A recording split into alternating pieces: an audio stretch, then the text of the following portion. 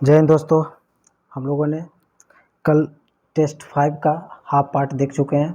आज हम लोग सेकेंड पार्ट देखेंगे। सेकेंड पार्ट में चलिए बिना देर किए हुए हम लोग क्वेश्चन स्टार्ट करते हैं।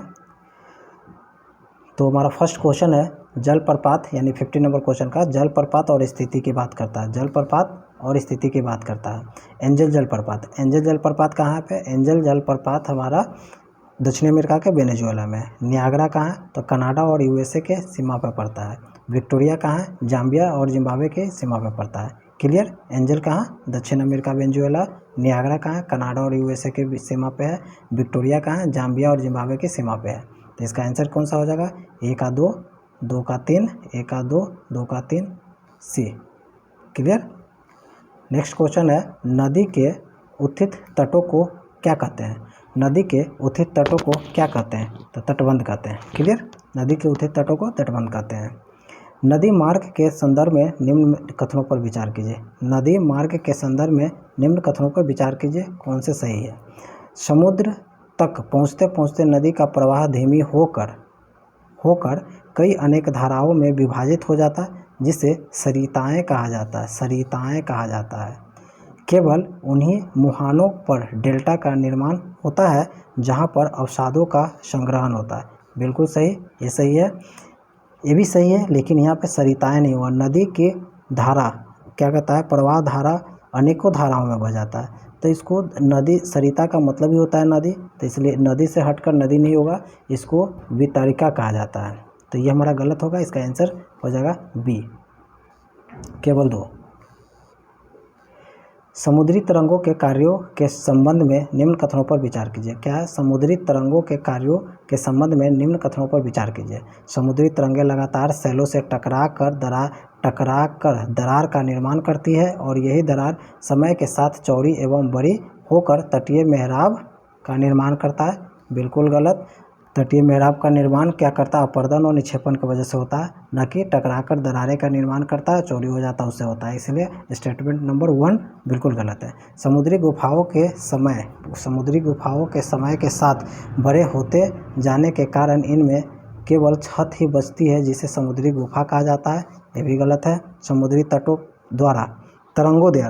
तरंगों द्वारा लगातार अपरदन के कारण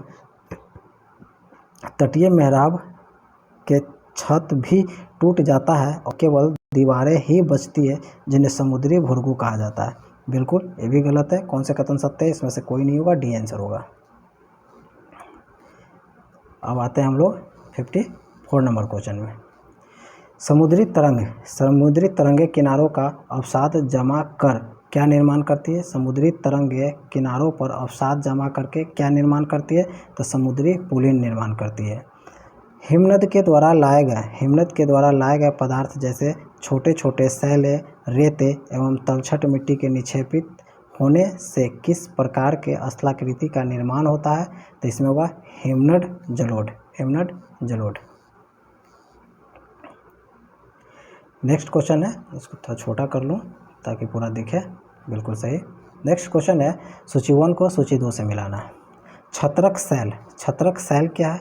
छत्रक सेल है ऐसी संरचना जिसका आधार संकीर्ण एवं शीर्ष भीत होता है। छत्रक सेल क्या है? 1 का 3, ठीक है, 1 का 3 छत्रक सेल। उसके बाद क्या है? बालू टिब्बा क्या है? रेगिस्तान में पवन के बहाव के रुकने से रेत द्वारा निर्मित स्थलाकृति। बिल्कुल सही। क्या कहता है? रेगिस्तानों में जैसे पवन के द्वारा जो बालू का बहाव रोकता है और वहाँ स्थलाकृति जो बनता है उसको बालू टिब्बा कहते हैं। लोएस क्या है? महीन एवं हल्के बालू के कण जिसे पवन द्वारा अत्यधिक दूर ले जाकर विस्तृत क्षेत्र में निक्षेपित कर स्थलाकृति का निर्माण करता है, उसको लोएस कहते हैं। तो इसका हो जाएगा 1 का 3, 2 का 1 और 3 का 2, 1 3 2, डी आंसर। 57 में क्या है? पृथ्वी के वायुमंडल के संबंध में निम्न कथनों पर विचार कीजिए। पृथ्वी के वायुमंडल के संबंध में, पृथ्वी पर सभी जीव जीवित रहने के लिए वायुमंडल पर निर्भर रहता है। बिल्कुल सही है, 1 सही होगा। यह सूर्य के किरणों के हानिकारक प्रभाव से हमारी रक्षा करता है। बिल्कुल सही, ये भी सही होगा। यह वह वायु राशि है जिसने पृथ्वी के तापमान को हरने योग्य बनाया। बिल्कुल सही, 1 2 3 यानी कि सभी के सभी सही होगा। वायु में प्रचुरता से मिलने वाली तीसरी गैस, वायु में प्रचुरता से मिलने वाली तीसरी गैस ऑर्गन, तीसरी गैस। यहाँ पे क्या है हमारा, इसको थोड़ा मैं जूम कर लेता हूँ। बिल्कुल सही, वायुमंडल में प्रचुरता से मिलने वाली तीसरी गैस तो ऑर्गन है। कितना इसका परसेंटेज है ऑर्गन का वायुमंडल में? 0.93। कितना है? 0.93%। बिल्कुल सही, ये तीसरी गैस है। लेकिन इससे पहले कौन कौन है? एक नाइट्रोजन है और दूसरा ऑक्सीजन है। नाइट्रोजन कितना है? 78%। नाइट्रोजन कितना है? 78%। और ऑक्सीजन कितना है? ऑक्सीजन कितना है? 21%। 21%। That's clear. सबसे ज़्यादा नाइट्रोजन 78, सेकेंड में ऑक्सीजन 21, ऑर्गन में कितना है? 0.93। इसी तरह आ जाएगा कार्बन डाइऑक्साइड CO2। CO2 का कितना है? 0.03। CO2 का कितना है? CO2 का कितना है? 0.03। Clear, that's all. अब आगे हम लोग देखते हैं नेक्स्ट क्वेश्चन 59 का। वायु चक्र के संबंध में निम्न कथनों पर विचार कीजिए। वायु चक्र के संबंध में निम्न कथनों पर विचार कीजिए। वायु गर्म होती है तो फैलती है एवं हल्की होकर ऊपर उठ जाती है। स्टेटमेंट सही है। जब वायु ठंडी होती है तो सघन और भारी होकर नीचे गिर जाती है। यह भी स्टेटमेंट सही है। कौन से कथन सही है? 1 और 2 दोनों सही होगा। 59 नंबर क्वेश्चन क्लियर। अब आते हैं हम लोग 60 number question, 60 number question. 60 number में क्या है? निम्न में से सर्वप्रथम डैश का बढ़ा हुआ आयतन पृथ्वी पर मौसम तथा जलवायु को प्रभावित करता है। Obvious CO2 carbon dioxide. Next है वायुमंडलीय परत है और विशेषताएं। क्षोभ मंडल, जहाँ मौसमी घटना होता है उसमें क्षोभ मंडल में होता है। बिल्कुल सही, 1 का 4 सब है क्षोभ मंडल। उसके बाद समताप मंडल क्या है? समताप मंडल में ओजोन परत की उपस्थिति होता है। बिल्कुल सही है, ओजोन परत की स्थिति होता है। उसके बाद मध्य मंडल में क्या क्या होता है? मध्य मंडल में आपका उल्का पिंडों का विनाश होता है। आयन मंडल में क्या है? आयन मंडल में आपका रेडियो संचार का बहिर्गमन होता है। और बहे मंडल में आपका हीलियम और हाइड्रोजन की होता है। तो इसका आंसर हो जाएगा C। बिल्कुल सही। नेक्स्ट क्वेश्चन है 62 में। वात दिग्दर्शी क्या है? वात दिग्दर्शी क्या है? वायु को मापने के लिए है। वायु को मापना, वर्षा की मात्रा को मापना, वायु की दिशा को दर्शाना, इनमें से कोई नहीं। तो वात दिग्दर्शी वायु की दिशा को दर्शाना कहते हैं, वाक दिग्दर्शी। निम्न कथनों पर विचार कीजिए, कौन से कथन सही है? वायुमंडल का तापमान केवल दिन और रात में ही बदलता है। तापमान के वितरण को आयतन प्रभावित नहीं करता।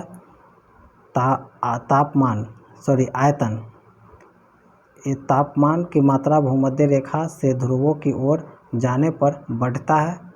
तो ये तीनों का तीनों स्टेटमेंट गलत है। तापमान की, ये आतपन लिखा हुआ बट यहाँ पे तापमान होना चाहिए। तापमान की मात्रा भूमध्य रेखा से ध्रुवों की तरफ बढ़ता नहीं है, घटता है। तो इसलिए उपरोक्त में से एक कोई नहीं होगा, सभी के सभी गलत होगा। 64 नंबर क्वेश्चन क्या है? निम्न कथन पर विचार कीजिए 64 का। अधिक तापमान वाले क्षेत्रों में आकाश बादल युक्त एवं मौसम आर्द्र होता है। अधिक तापमान में। कम तापमान वाले क्षेत्रों में आकाश बादल रहित होता है। सत्य कथन का चयन करने, इसका केवल 2 होगा, ऑप्शन नंबर B होगा। चलो 65 में देखते हैं। पवनों से संबंध निम्न में से कथनों पर विचार कीजिए। पवनों के संबंध में व्यापारिक पूर्वी एवं उत्तरी पवनें अस्थायी पवनें कहलाती है। व्यापारिक पूर्वी एवं उत्तरी पवनें अस्थायी पवनें कहलाती है। स्थानीय पवनें छोटे से क्षेत्रों में प्रतिदिन चलती रहती है। कौन से कथन सत्य है? 65 का आंसर होगा D, न 1 और न ही 2। 66 में क्या है, आर्द्रता के संबंध में, आर्द्रता के संबंध में निम्न कथनों पर विचार कीजिए। 66 में आर्द्रता के संबंध में निम्नलिखित कथनों पर विचार कीजिए। अधिक गर्मी के कारण वायुमंडल में आर्द्रता की मात्रा घट जाती है, ये बिल्कुल गलत है। आर्द्रता की मात्रा घट जाती है, ये गलत। अत्यधिक ठंड के मौसम में वायुमंडल में आर्द्रता की मात्रा बढ़ जाती है, ये भी गलत। सत्य कथन कौन है, इसका डी होगा, न 1 होगा न 2 होगा।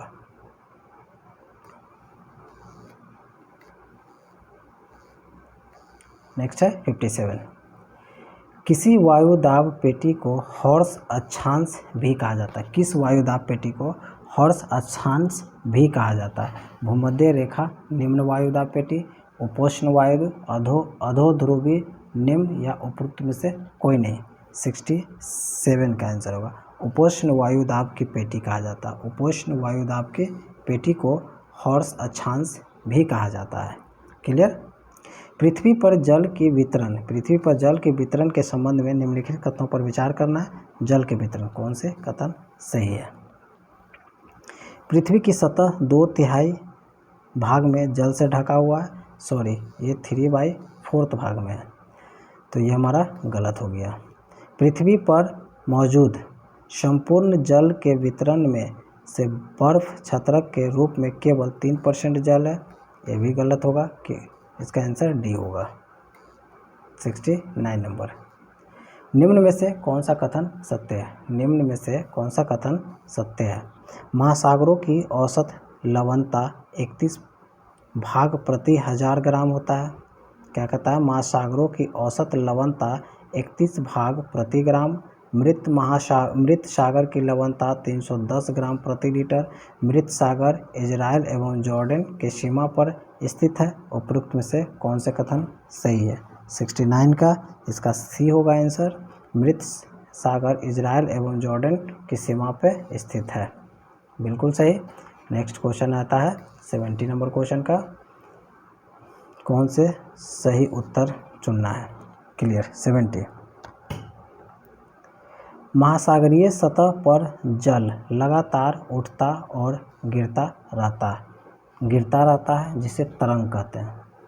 सही है। महासागरीय सतह पर लगातार उठता और गिरता, जिसे तरंग कहते हैं। सुनामी का एकमात्र कारण भूकंप है, जो ये तो गलत है, सिर्फ भूकंप से ही नहीं आता है।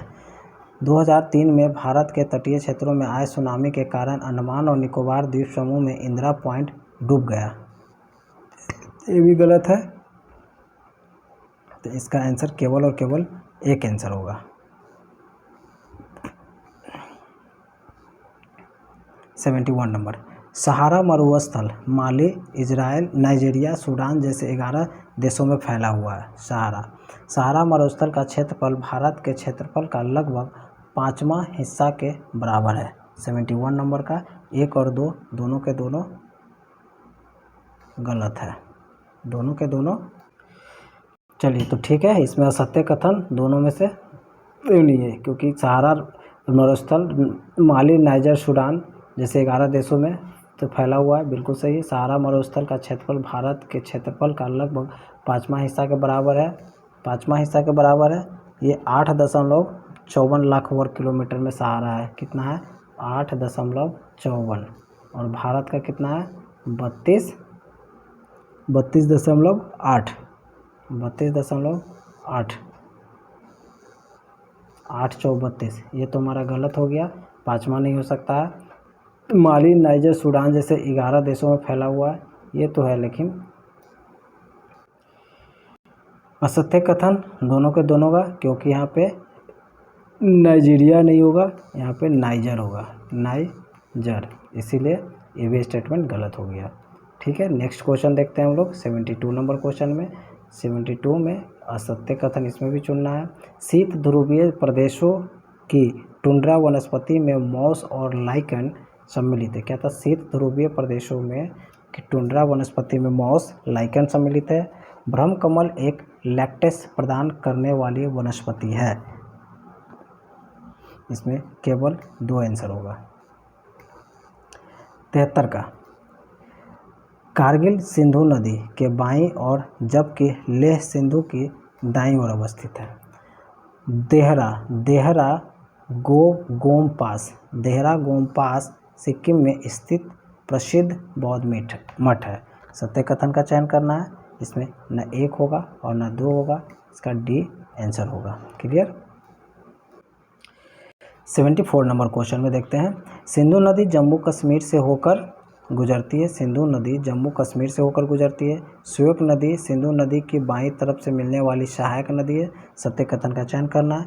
इसका न 1 होगा न 2 होगा, दोनों के दोनों कथन गलत है। 75 नंबर में है। गिद्ध की मृत्यु हेतु एस्प्रिन अथवा इबुप्रोफेन जैसी पीड़कनाशी दवाइयाँ जिम्मेदार है। विश्व की वनस्पति के मुख्य कारकों को 3 वर्गों में रखा जा सकता है। घास, वन घास, स्थल एवं टुंड्रा। असत्य कथन का चयन करना है।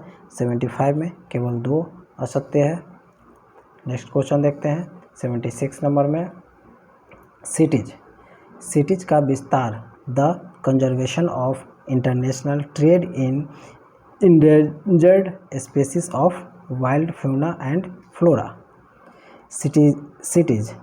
सिटीज का मुख्य उद्देश्य वन्य प्राणी एवं पौधों के नमूने के अंतर्राष्ट्रीय व्यापार से उनके जीवन की रक्षा करना। सही कथन कौन सा होगा? 76 का केवल 2। 77 में वर्तमान और भविष्य की पीढ़ी के लिए एक या एक से अधिक पारितंत्र की पारिस्थितिकी एकता की रक्षा के लिए निर्धारित किए गए प्रकृति क्षेत्र को कहा जाता है। क्या कह रहा है? वर्तमान और भविष्य की पीढ़ी के लिए एक या एक से अधिक पारितंत्रों की पारिस्थितिकी एकता की रक्षा के लिए निर्धारित किए गए प्राकृतिक क्षेत्र को कहा जाता है। 77 का इसका कहा जाता है राष्ट्रीय उद्यान।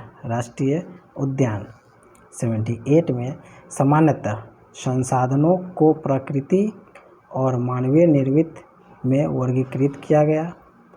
सामान्यतः संसाधनों को प्रकृति और मानव निर्मित वर्गीकृत किया गया। तीव्र ढालों पर मृदा अपरदन रोकने हेतु समोच्च रेखीय जुताई, जबकि पहाड़ी ढालों पर मृदा अपरदन रोकने के लिए वैदिका फोम पद्धति द्वारा कृषि सबसे उपयुक्त उपाय है।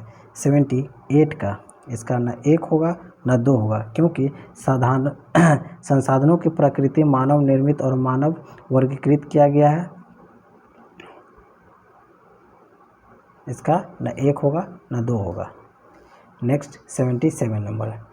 मृदा परिच्छेदिका में ऊपर से तीसरा क्रम अपक्षयक चट्टान पदार्थ का होता है। मृदा परिच्छेदिका में ऊपर से तीसरा क्रम अपक्षयित चट्टानी पदार्थ का होता है। भूस्खलन को रोकने का सबसे प्रभावी तरीका प्रतिधारी दीवार का निर्माण करना है। 79 नंबर का आंसर होगा केवल 1, 2, 1 और 2 दोनों, या 1, 2 कोई नहीं होगा। 79 का केवल 1 होगा। नेक्स्ट क्वेश्चन है 80 नंबर। 80 नंबर में क्या है? 80 नंबर में हम लोग देख रहे हैं निम्न कथनों पर विचार करना है और सही कथन चुनना है। केवल समय मृदा परिच्छेदिका की मोटाई को निश्चित करता है। केवल समय मृदा परिच्छेदिका की मोटाई को निश्चित करता है। केवल वनस्पति जात, प्राणी जात ह्यूमस निर्माण की दर को प्रभावित करते हैं। केवल उच्चावच तुंगता ही मृदा के संचय को निर्धारित करता है। 80 नंबर। 80 का क्या हो जाएगा? 80 का केवल 2 और 3 आंसर होगा। केवल 2 और 3 आंसर होगा। क्या कहता है? केवल वनस्पति जात, प्राणी जात ह्यूमस निर्माण की दर को प्रभावित करते हैं। केवल उच्चावच तुंगता ही मृदा के संचयन को निर्धारित करता है। बिल्कुल सही। 81 नंबर क्वेश्चन में देखते हैं। प्रयोगशाला में विकसित मछली के मांस के उत्पादन के लिए निम्नलिखित में से किस तकनीक का उपयोग किया जाता है? प्रयोगशाला में विकसित मछली के मांस के उत्पादन के लिए निम्नलिखित में से किस तकनीक का उपयोग किया जाता है? जीन संपादन, सेलुलर कृषि, एक्वापोजेनिक्स या हाइड्रोपोनिक्स। 81 का आंसर होगा सेलुलर कृषि। अंतरिम बजट 2024 में किस मंत्रालय को सबसे अधिक बजट आवंटित किया गया? किस मंत्रालय को? अंतरिम बजट 2024 में किस मंत्रालय को सबसे अधिक बजट किया गया है? तो रक्षा मंत्रालय को। किसका होगा? रक्षा मंत्रालय को। इस बार रक्षा मंत्रालय का कितना दिया है? 6.1 लाख करोड़ आवंटन दिया गया। इसके बाद सड़क एवं राजमार्ग मंत्रालय को 2.78 लाख करोड़ का साथ दूसरे स्थान पर किया है। रक्षा मंत्रालय को कितना गया? 6.1 लाख CR 83। हाल ही में भारत सरकार द्वारा किस हवाई अड्डे को अंतर्राष्ट्रीय हवाई अड्डे का दर्जा दिया गया? किस? सूरत हवाई अड्डा को। सूरत हवाई अड्डा। हाल ही में भारत सरकार द्वारा किस हवाई अड्डे को अंतर्राष्ट्रीय हवाई अड्डा का दर्जा दिया? सूरत हवाई अड्डा।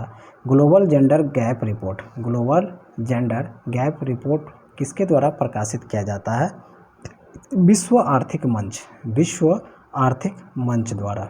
बिल्कुल सही, क्लियर। विश्व आर्थिक मंच। नेक्स्ट क्वेश्चन है ऑस्ट्रेलिया ओपन 2024। ऑस्ट्रेलिया ओपन 2024 किस पुरुष एकल खिताब जीता? पुरुष में एकल खिताब किसने जीता? नोवाक या डैनियल जेनिक सिनर या Rohan Jannik Sinner. Australia open 2024 का एकल खिताब जेनिक सिनर ने जीता। चिनाब नदी के संबंध में निम्नलिखित कथनों पर विचार कीजिए। चिनाब नदी काराकोरम रेंज से निकलती है। थिरोट इसकी सहायक नदियों में से एक है। रतले जल विद्युत परियोजना चिनाब नदी पर उपस्थित है। उपयुक्त स्थानों में से कितने सही है? 86 का इसमें केवल 2 सही है। 87 नंबर। 87 में क्या है? उत्सर्जन के संदर्भ में हाइब्रिड वाहनों और पारंपरिक वाहनों के बीच अंतर के संदर्भ में निम्नलिखित कथनों में से कौन से कथन सही है? क्या कर रहा है? उत्सर्जन के संदर्भ में हाइब्रिड वाहनों और पारंपरिक वाहनों के बीच अंतर के संदर्भ में निम्नलिखित कथनों में कौन कथन सही है? क्लियर। 87 नंबर क्वेश्चन का इसका आंसर हो जाएगा बी। हाइब्रिड वाहन समग्र कम उत्सर्जन करते हैं। क्लियर। 88 नंबर क्वेश्चन को हम लोग देखेंगे। 88 में क्या है? भारत में हिम तेंदुआ जनसंख्या आकलन रिपोर्ट के बारे में सही कथन ज्ञात कीजिए। 88 नंबर में 88 का केवल 1 होगा। SPI कार्यक्रम भारत में हिम तेंदुओं की आबादी का आकलन करने के उद्देश्य से पहला अभ्यास है।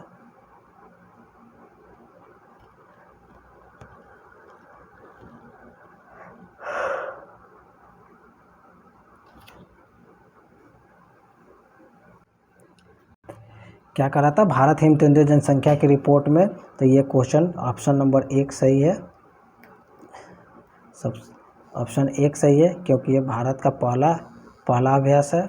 बिल्कुल सही। अब इसमें हम लोग एक और पॉइंट देखेंगे, तो इसमें सबसे ज़्यादा किस राज्य में हिम तेंदुआ पाया जाता है? तो सबसे ज़्यादा लद्दाख में पाया जाता है। उसके बाद ये वैश्विक हिम तेंदुआ आबादी में 10 से 15% वर्ल्ड में पाया जाता है। वर्ल्ड में तो भारत में पाया जाता है। बिल्कुल सही। नेक्स्ट है 89 नंबर क्वेश्चन को हम लोग देखेंगे। 89 में हाल ही में किस मंत्रालय ने द इंडियन इकोनॉमी और रिव्यू शीर्षक से रिपोर्ट जारी की? द इंडियन इकोनॉमी और रिव्यू शीर्षक से एक रिपोर्ट जारी की है 89 नंबर में। ये होगा वित्त मंत्रालय। किसका होगा? वित्त मंत्रालय। चित्री मुहाना कहाँ स्थित है? चित्री मुहाना कहाँ स्थित है? चित्री मुहाना केरल में है। सी केयर्स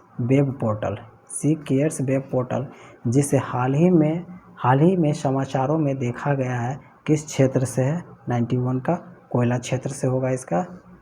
सी केयर्स वेब पोर्टल कोयला क्षेत्र से है। सी केयर वेब पोर्टल कोयला से है। सपिंड विवाह सपिंड विवाह के संदर्भ में हिंदू विवाह अधिनियम 1955 का उद्देश्य निम्नलिखित में से किस एक को विनियमित करता है? सपिंड विवाह किसको विनियमित करता है? तो इसका डी का होगा, क्योंकि रिश्ते की निश्चित डिग्री के भीतर विवाह करना सपिंड विवाह के संदर्भ में है। 93 नंबर में क्या है, कौन से सही है? डिजिटल डिटॉक्स पहल जो हाल ही में खबरों में दिखी बिहार राज्य से जुड़ी है। डिजिटल डिटॉक्स जो हाल ही खबरों में दिखा है, जो बिहार से संबंधित है। सीरम इंस्टीट्यूट ऑफ इंडिया ने अत्यधिक प्रौद्योगिकी उपयोग से उत्पन्न मानसिक स्वास्थ्य चुनौतियों का समाधान करने के लिए डिजिटल डिटॉक्स पहल की शुरुआत की। किससे कर रहा है? तो ये सीरम इंस्टीट्यूट ऑफ इंडिया ने किया, और जो उत्पन्न मानसिक स्वास्थ्य चुनौतियों के समाधान के लिए डिजिटल डिटॉक्स का पहल शुरू किया गया। उपयुक्त में से कौन सा सही है? 93 नंबर का क्वेश्चन होगा। इसका ना 1 होगा और न ही 2 होगा। Answer number D. हाल ही में किस भारतीय सेलिब्रिटी को संयुक्त अरब अमीरात का गोल्डन वीज़ा प्रदान किया गया? किस भारतीय सेलिब्रिटी को गोल्डन वीज़ा प्राप्त किया गया? आनंद कुमार को। 95 नंबर क्वेश्चन में देखेंगे, कथन है कथन 1 और कथन 2। 5वें राष्ट्रीय परिवार स्वास्थ्य सर्वेक्षण के अनुसार 2019-21 में 15 से 19 साल की महिलाओं में एनीमिया का व्यापकता में 54 से लेकर 59 तक की वृद्धि पाई गई। कथन 1। कथन 2 में 19 से 21 की अवधि में 15 से 19 साल की महिलाओं में आयरन से भरपूर फोर्टिफाइड खाद्य पदार्थों के सेवन में वृद्धि हुई है। तो अब इसका 95 नंबर क्वेश्चन का क्या हुआ? कथन 1 सही है, लेकिन कथन 2 का गलत है। कथन 1 सही है,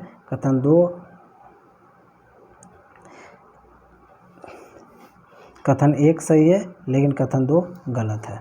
क्लियर?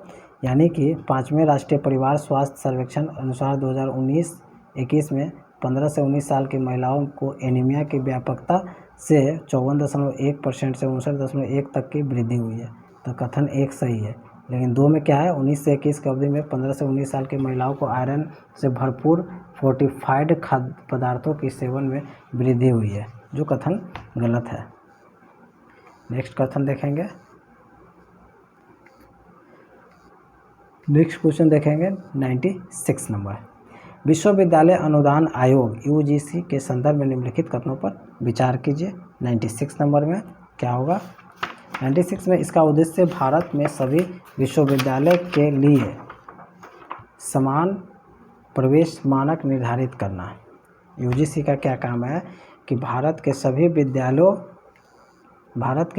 विद्यालयों में से विद्यालयों के लिए समान मानक निर्धारित हो प्रवेश। यह राष्ट्रीय शिक्षा नीति 2020 में उल्लेखित उच्च शिक्षा सुधारों के लिए कार्यान्वित निकाय है। अखिल भारतीय तकनीकी शिक्षा परिषद अध्येता वृत्त कार्यक्रम विश्वविद्यालय अनुदान आयोग द्वारा कार्यान्वित किया जा रहा है। कौन से कथन सही होगा? बताइए। 96 नंबर का 96 में क्या होगा? डी, केवल और केवल 2 सही है। 97 में आर्थिक सर्वेक्षण के संदर्भ में निम्नलिखित कथनों पर विचार कीजिए। इसे भारत के मुख्य आर्थिक सलाहकार के मार्गदर्शन में तैयार किया जाता है। बिल्कुल सही, 1 सही होगा। दस्तावेज प्रकृति में बाध्यकारी है और पहली बार 1964 में प्रस्तुत किया गया। ठीक है। यह भारत की जीडीपी वृद्धि, मुद्रास्फीति दर और प्रक्षेपण, विदेशी मुद्रा भंडार और व्यापार घाटे पर एक दृष्टिकोण देता है। तो कौन सा ऐसा आंसर होगा? 1 और 3 बिल्कुल सही। 98 नंबर क्वेश्चन में मेकांग नदी निम्नलिखित में से किस देश से होकर बहती है? मेकांग नदी कहाँ है? चीन, Myanmar, Laos, Thailand, Cambodia, Vietnam. चुन लीजिए। चीन, म्यांमार, लाओस, थाईलैंड, कम्बोडिया और वियतनाम। 1 नंबर ऑप्शन सही है। क्लियर। नेक्स्ट है 99 नंबर। 99 में क्या है, वार्षिक बजट के लिए राष्ट्रपति की सहमति की आवश्यकता होती है। वार्षिक बजट के लिए राष्ट्रपति की सहमति की आवश्यकता होती है, जबकि अंतरिम बजट के लिए ऐसी सहमति की आवश्यकता नहीं होती है। अंतरिम बजट के लिए संसद के दोनों सदनों की मंजूरी की आवश्यकता होती है, जबकि वार्षिक बजट के लिए केवल लोकसभा की मंजूरी की आवश्यकता होती है। अंतरिम बजट दीर्घकालिक आर्थिक नीतियों और सुधारों की रूपरेखा तैयार करता है। असत्य कथन का चयन करना है। 99 नंबर का 1, 2 और 3 असत्य है। 1 और 2, 3 असत्य है। क्लियर। अब देखते हैं इस चैप्टर का लास्ट, और चैप्टर 5 फिनिश हो जाएगा। लास्ट क्वेश्चन है, निम्नलिखित में से किस अंतर्राष्ट्रीय संगठन ने संयुक्त रूप से कोडेक्स एलिमेंटेरियस कमीशन की स्थापना की गई थी। क्या कहता है, निम्नलिखित में से किस अंतर्राष्ट्रीय संगठन ने संयुक्त रूप से कोडेक्स एलिमेंटेरियस मशीन की स्थापना करेगा। तो 100 का हो जाएगा विश्व स्वास्थ्य संगठन WHO और खाद्य एवं कृषि संगठन द्वारा। Option A. तो आज हमारा चैप्टर कंप्लीट हो रहा है। 5 चैप्टर आज तक मेरा पूरा ख़त्म हो गया। अब हम लोग देखेंगे नेक्स्ट सेशन नेक्स्ट चैप्टर के साथ। ओके, जय हिंद।